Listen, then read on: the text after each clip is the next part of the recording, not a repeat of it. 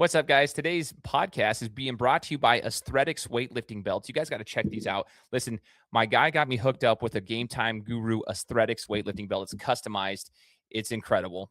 It's an amazing, high-quality weightlifting belt that is just incredible. I have the knee sleeves, the elbow sleeves, and the wrist straps already from Aesthreadics, and the customized weightlifting belts are insane. So if you are an athlete that wants a customized belt for you for NIL purposes, just for your brand and whatever, or if you have a business you want to model, or if you're a team and you want to get your weight room outfitted with these belts, you need to check out Aesthreadics.com. I have the link here in the description. Now, the cool thing about this, ironically enough, is our guest is someone who uses those products. He is a college football player, but here's the kicker. He is 58 years young, and I came across this guy's page months ago when the season was getting started. I saw his story pop up on social media, and now I have the opportunity to chat with him. He's 58 years young, playing college football, and he will talk to us about some of the self-doubt that he's had and how he's had to prove to himself. He had to prepare for this type of world, like college athletics, the classroom, the emotional, physical, mental toll that it takes, and how he's been able to get through things, and what he's going through currently, and how he's gotten through injuries, how he's made himself, compete at a high level in the classroom as well as on the field, how he respects leadership, even if he has more life experience than them. This is an incredible interview that's unbelievably inspiring. And I'm just so grateful I have the chance to actually talk to the guy. I've been trying to coordinate this for months, and now we have the chance to hear from him. His name is Tom Cillo. This is the Gametime Guru. So, what time is it? Game time! Woo! This is the Gametime Guru Podcast, where I interview sports figures from all over the world to help deliver a panoramic view on sports. So whether you're a former athlete, one of the crazies, or simply a casual sports fan, this is the perfect show for you as we peel back the curtains and learn from our guests every single week. I'm your host, Shane Larson, and I'm helping you see sports through a different lens.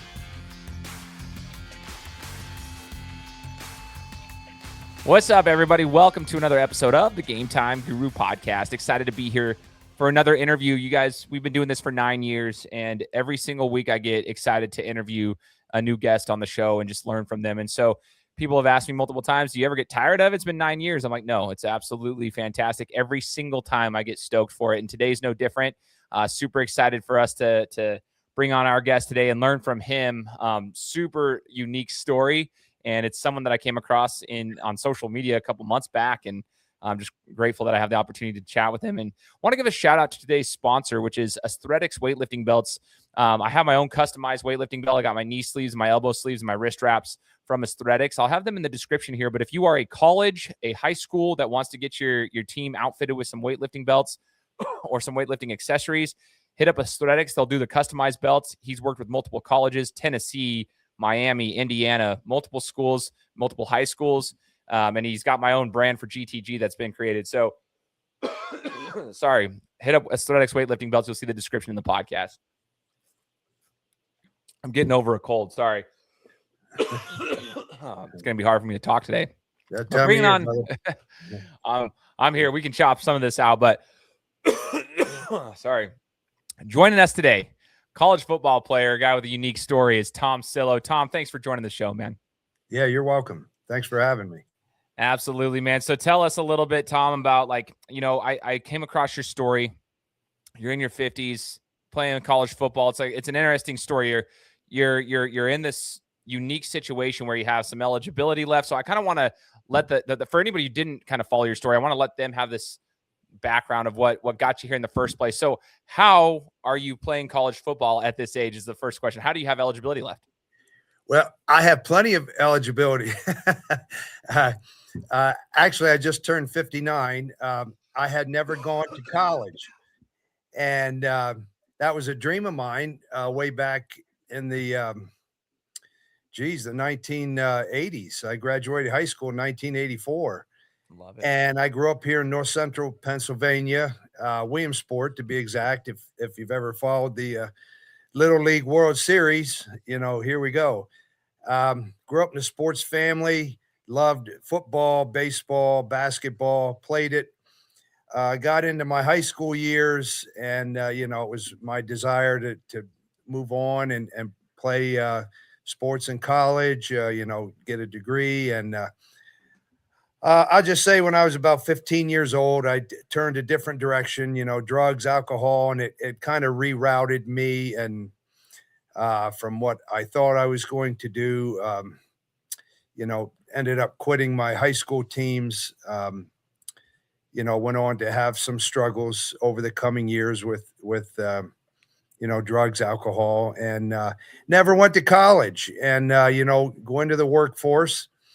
Years go by. In my case, decades go by, and now I'm into my 50s. But you know what? I always loved to compete. I always stayed in shape and loved to work out. And I always held to this notion that, you know what? Who knows? And so I worked 33 years here for the city of Williamsport and retired. And I thought, you know what? I just kind of felt like my life needed a change. And I thought, why not? Why not? I'm going to go for it. And here I am. Man, that's crazy to me, man. That's crazy and it's super inspiring, So I want to kind of rewind a little bit on one of the things you mentioned, Tom. You got into some things, some substances when you were younger. And if you could go back in time and, talk to some of these kids that might be going through something similar in their high school years, what would one of your biggest pieces of advice be if they're, dabbling into some of those experimental things, alcohol, drugs, and so forth? Well, I would remind them that, look, peer pressure, it's very real, man. It is very real. And kids, in your formative years, your teenage years, you can be easily influenced. I'm not pushing the blame on anybody else. At the end of the day, these are decisions that I made. But yeah, peer pressure, it's a real thing. And I gave into it. But now where I'm at now, at least I have the opportunity with the platform I've been given, to reach out to young people, college age students now, college athletes, high school. And I'm trying to use the mistakes of my past to try to ensure that others don't do the same thing. No, I like that, man. I love that you learn from it. And that's kind of what I always tell people, like learn from that's why I do this show, is like learn from the people who've been there. And we get an opportunity to learn from you on a variety of things. So that's one good piece of advice. Now, and as we look into your college football experience, it's funny because I actually had a guy on my show that played for Lycoming in basketball a couple of years ago. His name is Matt Ilaragwe, and Matt was a hooper over there. So I'm actually familiar with the school, it's kind of cool just seeing like another guy that's over there. So going into college, talk to me about the experience. I always talk to the younger athletes when they transition into the college athletics world. For you, Tom, somebody who is in your 50s, and you just said you're in your late 50s currently. So it's like you're in your 50s, mid to late 50s. And, some of us, even at 37, I'm like, man, I don't even know my body. I still lift and I work out, but I'm like, I don't know if my body could go through some of this stuff. So how did you prepare? And what was that transition like going to school and still competing with some of these young guns, Well, I tell you, I prepared my ass off. I really did. I've always, the weight room is my sanctuary. And I've always been passionate about that. I've done some competitive powerlifting. I did a strongman event just a few years ago. So I've always loved to do that, and I still continue to do that. But man, when I made the decision to try to make this a reality, I really picked up my conditioning, running, sprinting, soft tissue work, stretching. I had a good friend of mine, Dave Belomo, he was helping train me and try to get my body ready for this. Because this wasn't just some novelty act. Like I was really committed to this and prepared to come in and try to be a integral part of this football team. So I prepared hard for this, man. I went into it in great shape, or as great a shape as you can. Obviously it's tougher for me at the age, but went into it in fantastic shape. Having said that, this was tough. It was incredibly tough. And, training camp is tough. It's 2 weeks and we would meet at 7 a.m. for mandatory breakfast. and our days were ending at 9 o'clock at night. You know, you're 14-hour days, and you're stacking one on top of the other. And anybody that's been through it knows what I'm talking about. You know, it's 90, 95 degrees out. You know, you got pads on, you're hitting each other. And it was tough, very tough. So one of the things that I always tell, like my son who's 9 is wanting to get into tackle football. So he's going to start next year, first year tackle. I started when I was 9. One of the things I always talk about, dude, it's miserable, man. Like people are like, oh, it's so great. The smell of football is awesome. I'm like, it is, but I actually have a lot of like memories of like, dude, the first couple weeks of practice where you're not used to wearing a helmet. Even like the helmet, you get a headache. Yeah. Dude. Like if you're not used to having the helmet on, you get a headache from that. Like they don't realize what an extra 10 to 15 pounds of pads and a helmet will actually do to you when you're sprinting and running and hitting and doing all the things. You're like, oh man, those burpees no longer are so easy when you're adding weight to it. So like, I know it's probably pretty tough for you, but I guess one of the questions I have for you is recovery. You mentioned you're doing all the soft tissue work, you're doing all the stuff to prepare, but how do you recover? Like after a long 14-hour day in camp, how are you recovering so that you can keep your body like ready to go the next day? It was tough. And one of the things I'm accustomed to is for many years, I've done what I'll just call it ice therapy or cold therapy. You know, I've done cold tubs. I have gel packs I keep in the freezer that I basically have used just about every day for years. And that was an integral part of my recovery. Hydration and more hydration, trying to get the proper rest. But again, you know, again, 12 to 14-hour days, and you're stacking them, you know, on top of each other, and stretching, doing everything I could to just, you know, keep ahead of this.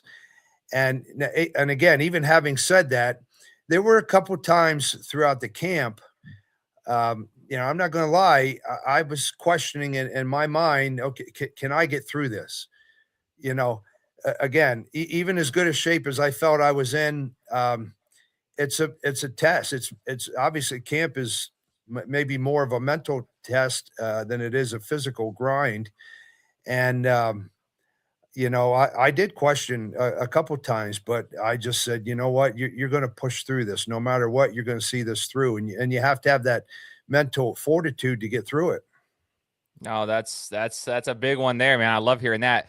How about the rest of your teammates? How have they received you as, you know, the guy coming in and competing with them? Have they been pretty receptive? Were there anybody who was pretty skeptical? Like, talk to us about that. Yeah, absolutely. And understandably, initially there was skepticism, and I get it. You know, you had stated on the intro that this was a very uncommon or a very unique situation, and it is. And I get it. And I was expecting that coming in. You know, I was on the D line, and we had a Zoom prior to camp with all the D line or the potential D linemen. And one of the guys, he says, I have a question for Tom. I said, yeah, go ahead. And he said, Tom, he says, I don't know how to say this. And then he said, what, you know, I don't want to offend you. And he said this about 6 times. And I said, brother, I've been waiting for it. Just get it out. I said, you are not going to offend me. I've been waiting for it. And he says, okay. He says, look, he says, I'm not sure you can do this. And why do you even want to do it? And I said, that's a fair question. I said, you know, can I do it? I said, we're going to find out. And I said, honestly, coming into this, the only difference between you and I is the birth certificate. I said, you're coming in to compete. I'm coming in to compete. And I'm looking forward to it. And, you know, as the first day of camp was nothing but meetings, just to kind of intro and get to know each other, and a lot of intro kind of stuff. Day 2, we had to do some testing in the gym, vertical, broad jump, things of that nature. And then we had to go down, test our squat and our bench and our clean. And then we had lunch, and then we had to do a conditioning test. So the lineman had to run goal line to 15 and back within 6 seconds. And we had to do that 16 times. and with a very short rest period. So that's a lot of stuff packed into one day. And I came in prepared, and I was tearing the weight room up, and the conditioning I knocked out 16 for 16. And I think at that point I had guys attention, I guess I'll say that okay, maybe this guy is serious about this, which I was. And from that point on, it was just like, this is Tom, this is one of the guys, and our relationship, I can tell you without hesitation, has just grown and grown and grown. And that's honestly, that's probably my favorite part about this entire process was the camaraderie with the guys and the locker room. It's been special. Oh, I bet it has, man. There's like a brotherhood component to all athletics, right? And Yes. football is, your battle buddies, but it's almost kind of cool because I'm sure some of them could be your children's age, or even, I mean, it just children. Yeah, exactly. That's what I was going to say. I was like, it could potentially. Yeah. I've heard of people, being grandparents in their 30s, so like late 30s, early 40s, so it's like, I think that's pretty cool, man. That's why it's so unique to me. Now, I have watched a lot of your videos, obviously, in the weight room. I know how much you dedicate yourself there. How do you stack up with the rest of those young bucks that are like, they're the weightlifters too? Are you one of the strongest guys on the team in that sense, or are there some guys that are pushing similar weights than you? I would say it would be fair to say I'm one of the stronger guys on the team. I don't bench a lot anymore. That's just an age thing and a mechanical thing, just that's a bit of a struggle for me now. But squat, deadlift, I can still hold my own. And actually I enjoy doing it with the guys in the weight room, not that long into this whole process. I told you initially, I thought I was really going to come in and make an impact on the field. It was tougher than I thought, just trying to learn the terminology and put it, into motion, take it from the classroom and the film study and then put it into motion on the field. It was a struggle. So not that far into it, I adopted what I call the Dennis Rodman mentality. Dennis Rodman, to me, and I didn't like him. I'm a Celtics fan. I couldn't stand him when he was with the Pistons or the Bulls, but I always appreciated his style of play. And I always felt like he knew his role. He could go out on any given night and get 20 to 25 rebounds, and he understood his role. And that's kind of where I am at. I understood early on, okay, if I can't make that big of an impact on the field, I can certainly make an impact in the weight room, in the classroom, in the locker room, off the field. And so that's what I really strive to do. So that's another thing that's very interesting. It's awesome that you're doing that, but like coming into something with an expectation and then a realization that hits, like you just mentioned, I think a lot of athletes, whether they're younger, older, whatever in their age, that does happen anyway. There's a lot of younger guys that probably have the same experience that you had in the sense of they think they're going to make an impact on the field. Well, it becomes a harder transition than they actually expected because for everyone, I'll be honest, in athletics, one of my biggest struggles too, Tom, was not necessarily the physical component of it. It was the visualization of what plays we're running. And even in basketball, it was always like, okay, so we're running corner. Okay, we're running motion. All right, we're running corner weak side. We're running this. And it's like, oh, we're running basic. And I had to remember like where I was supposed to be. And I would struggle sometimes. It's like based on where the defense is at, we're actually going to run at the weak side instead of the strong side corner. Anyway, I struggled a little bit with that. That was always one of those things where I had to like take extra time to study and write plays out so I knew where I was supposed to be. I knew I could play the game. I played the game very well, but it was like, it's hard for me. So what advice would you give in your current experience to any athlete that's transitioning into collegiate athletics that might struggle with something similar where they think they're going to make an impact, a realization hits, and they're in that mental funk of like, how do I actually make an impact? You did it. You adopted the Dennis Rodman, mentality. What would you advise those athletes that are going through something similar? Well, number one, I would tell and I had the privilege of speaking at a high school conference banquet. And I told the athletes there, I said, look, if you're going to commit yourself to the collegiate level, I said, man, you better be all in. And when I say all in, I mean totally committed, to sleep, to diet, to the classroom, to your studies, to hydration, lifting, stretching, film study, everything. You better be totally committed, or you are in for a rude awakening. I'll tell you that right off the top. And and in regard to the mentality part of it, there's a lot of great athletes, obviously, in any sport. And like you said, it was a struggle. For me, it was a struggle, but that doesn't mean you just quit or give Right. up.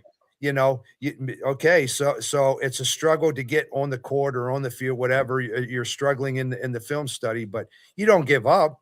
You got to maybe just sit back and take a moment and say, okay, where do we go from here?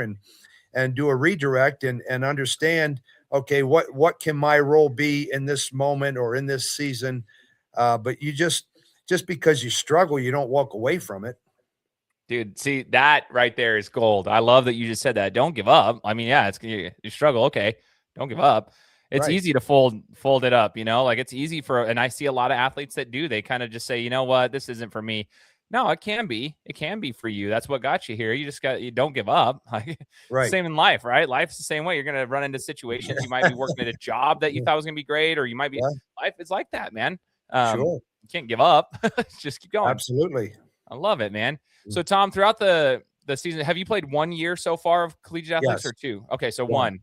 Yeah. What's your favorite experience after your first full season with Lycoming and playing ball? Was it a specific game? Was it a specific practice? Was it something? What was your favorite experience thus far? Wow. I tell you what, we were getting ready for a home game. And there's a lot of things that'll stick with me forever, or the rest of my lifetime, I'll say. And we're getting ready for a home game. I'm at my locker. I'm getting dressed to get ready for the game. I had a teammate come up to me, and his name's Jordan. I say, "Hey, what's up, Jordan?" He says, "Hey, Tom, look," he says, "I don't know if you believe in God," he said, "but I do." He says, "I just want you to know," he says, "you're impacting people in ways you probably never considered." I said, "Okay." He said, "I just want you to know, I recently went to visit my father." He said, "My father is 58 years old, just like you." And he said he's incarcerated. And he said, "I told him that about your journey and about what you're doing here." And he says, "I told him that we were teammates." And he said, "My father he couldn't believe it." And he said he was so excited. He was so inspired by what I told him. He said he can't wait to get out of prison and get a second chance at life. And I would say that might be the most powerful thing I experienced to this point throughout this whole process. That right there is amazing, dude. I love hearing that Yeah, stuff. Making an impact that's far beyond the football field. That's incredible, man. it That's was really cool. powerful. Oh, Yeah, I bet it was, man. yeah. So I want to ask about this. So I again, when I came across your page a couple months back, I'm like, dude, okay, so I'm trying to lift. My knees are aching. I deal with, you cough wrong, you hurt your back. I'm like, dude, Yeah. the little things that I'm going through, even in my late 30s as a dad and a husband, and just like, you're working full time doing things. And I'm like, okay, I would love to I want to be like you, where when I'm in my 50s, hopefully I'll maybe have grandkids at that point. Who knows? But I just want to be able to be active. I want to be strong. I want to be active. I want to keep my body going. But injuries, I've had a shoulder surgery, my knees ache. How do you deal? Have you had any injuries? Did you experience any during the football season or prior to that you've had to go through? Because I want to ask for any athlete that's going through stuff, even people that are just inspired to keep in shape as they get older. Have you had any injuries, and how did you get through those? Yes. um, Honestly, it's a borderline miracle that I even, just making the decision to do this. Over the years, I've had several broken bones, several casts.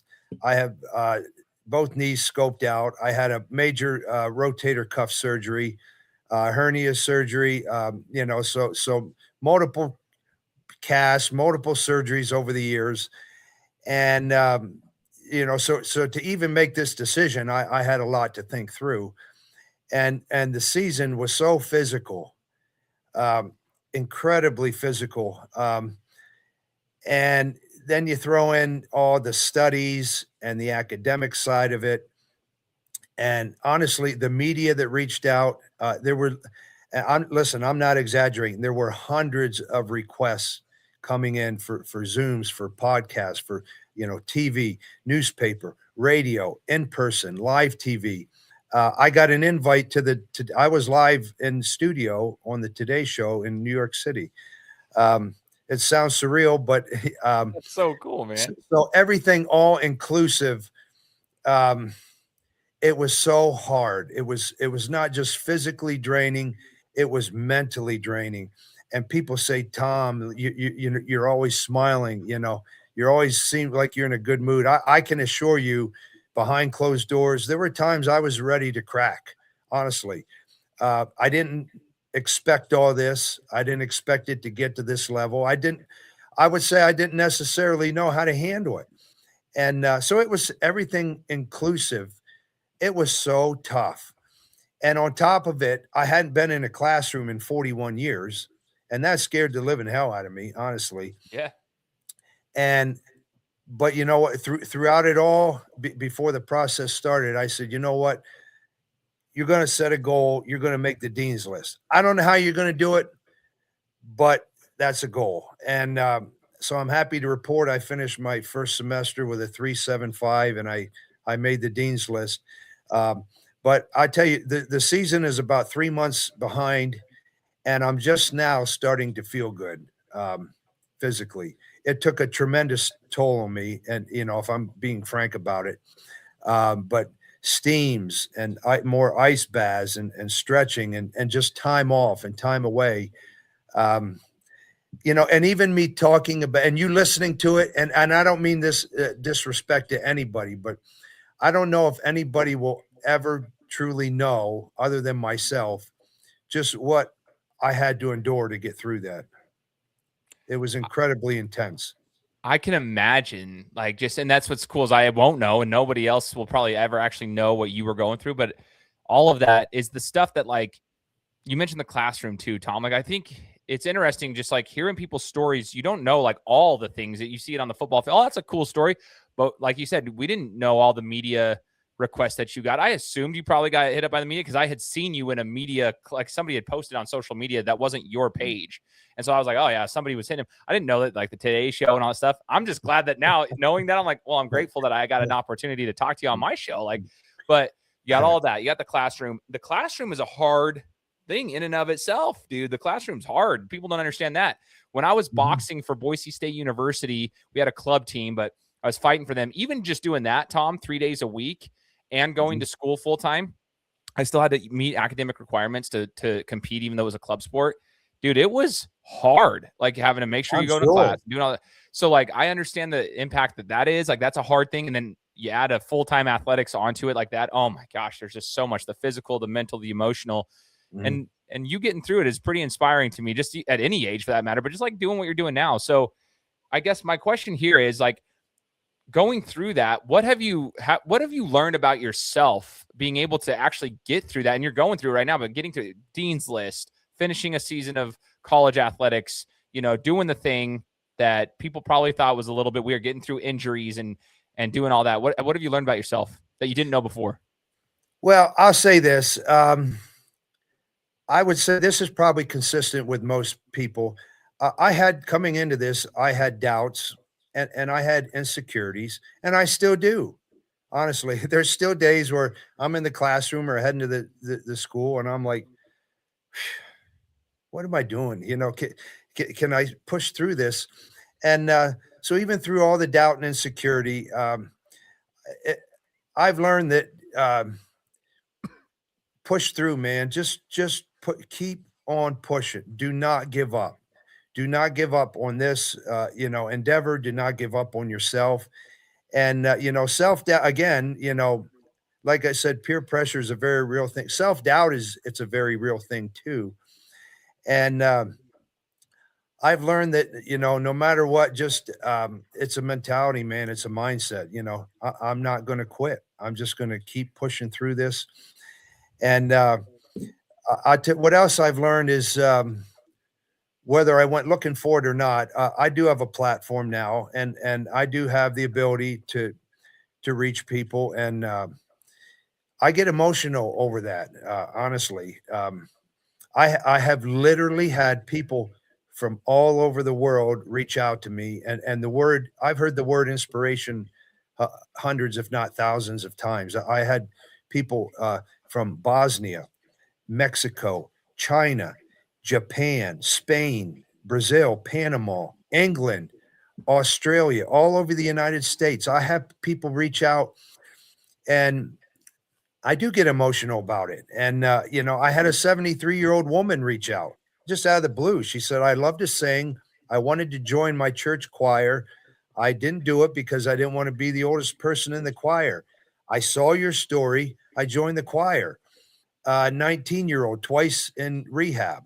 He said, I figured my life is never going to amount to anything. My dream is to play college lacrosse. You've made me understand it can be a reality now. 36-year-old woman wants to be a pro beach volleyball player. A guy loves to play banjo. He wants to make a name in the bluegrass industry. I could go on and on. It's very humbling, and it's very moving to think that I've reached people in a way that I never saw coming, and they inspire me too. That inspires me and motivates me to keep going. So it's very reciprocal. But it's a long-winded way of saying I've learned a lot throughout this process, and I still don't know where I'm going to land. I got on the trampoline, I took the safety net off, and I said, you know what? I'm going to jump in the air, and I'm going to see where I land. And I'm still not sure where it's going to land, but I'm in the heart of it. That right there was actually the next question I was going to ask you before we wrapped it up, was just like, what's the next test? But I love that you're there. You're not sure where it's going to land.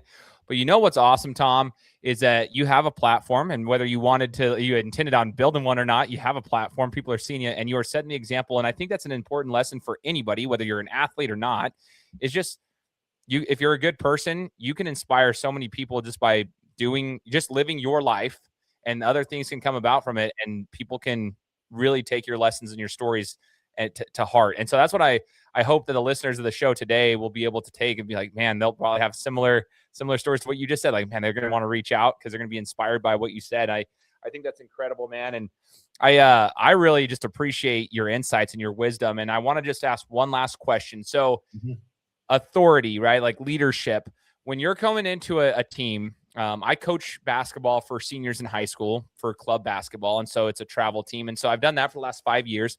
And I talk to these kids about just respecting authority and respecting leadership, whether it's in the workforce or in athletics, and just like being coachable, right? From your perspective, I'm sure there are coaches, I don't know this for a fact, but I'm sure there's coaches that are younger than you, just like there's players that are younger than you.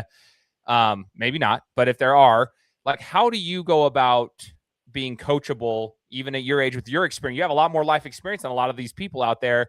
You know how life works and so forth.